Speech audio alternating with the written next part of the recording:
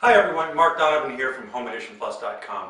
Today I'm going to show you how to fix a sink stopper that just won't stay closed or stay up. It's a 5-minute fix, requires no tools most of the time, very easy to do. So let me show you how to do it.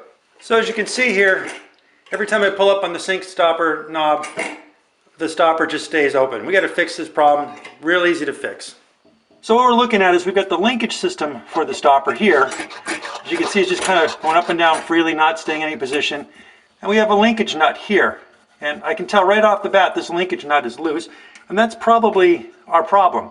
If we tighten this, they'll add some friction here to the ball joint that's underneath this nut. And when we tighten this up and we close this, it should stay closed, or if we push down, it should stay open.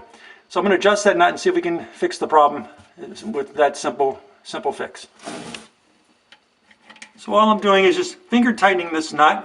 I don't want to use a pair of pliers because there'd be so much tightness that there'd be so much friction I probably wouldn't be able to move the knob. So now as I push up, the stopper should be closed. When I push down, it should be open. And you can see here it's staying in one position. Let's check from the other side.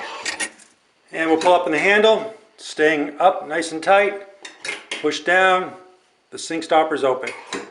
Can we repeatedly do it? No problems.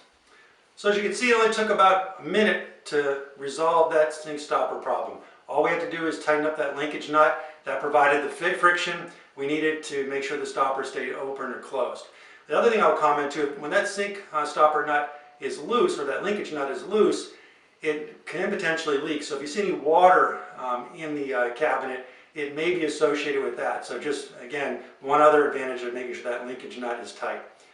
That's it. If you have other home improvement questions, make sure to visit HomeEditionPlus.com. And if you like this video, make sure you click on the like button and to subscribe to our channel.